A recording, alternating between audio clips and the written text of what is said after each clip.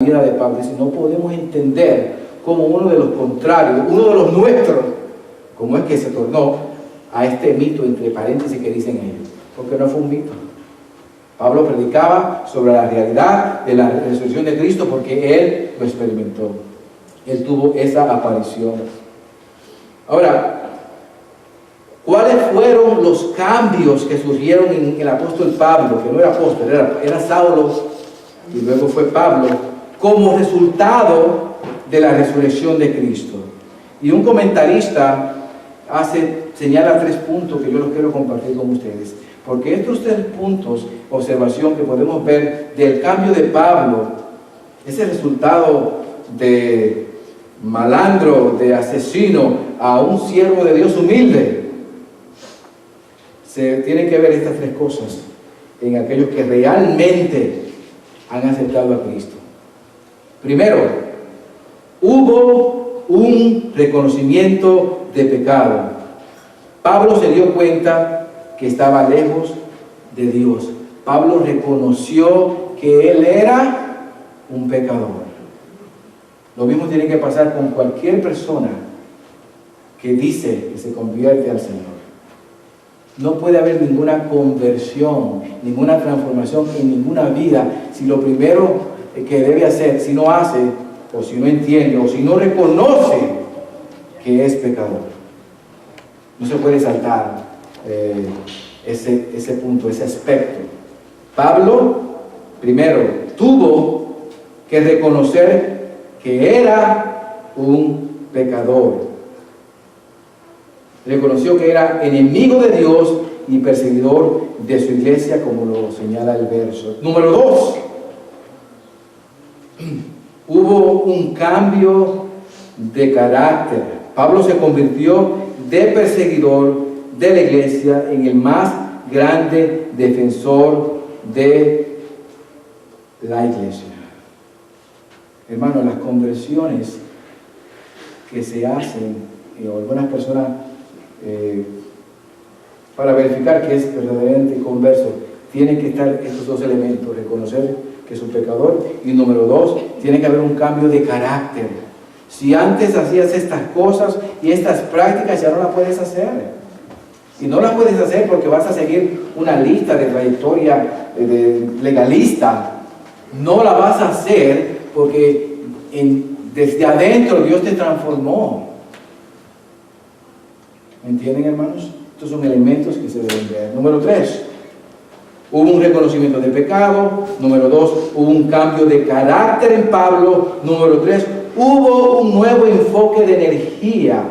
Con la misma energía que Pablo antes perseguía a la iglesia, ahora servía y utilizaba esa misma energía para perseguir a la iglesia, pero ahora ¿para qué? Para hacer la obra de Dios.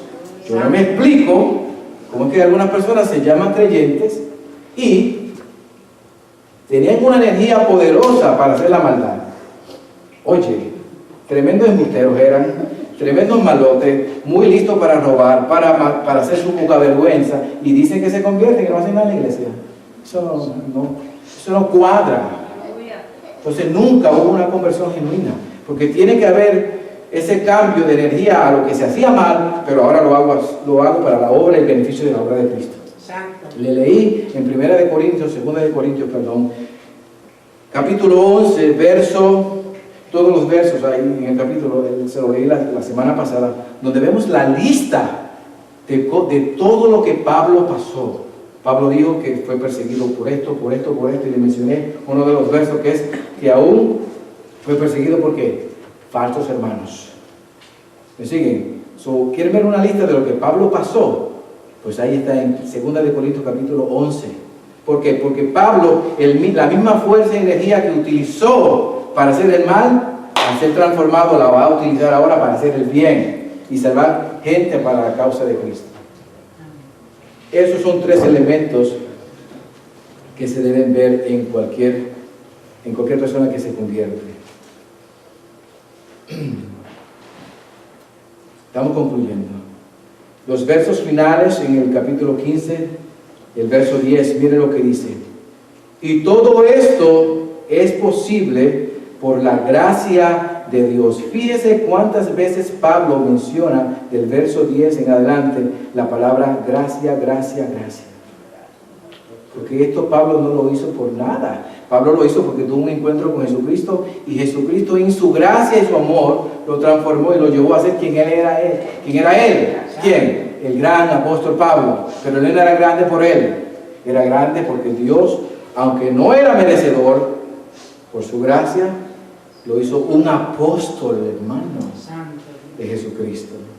Dice el verso 10, sin embargo, lo que ahora soy, todo se debe a que Dios derramó su favor especial sobre mí, su gracia sobre mí, y no sin resultado, pues he trabajado mucho más que cualquier de los otros apóstoles, pero no fui yo, sino Dios quien obraba a través de mí por su gracia.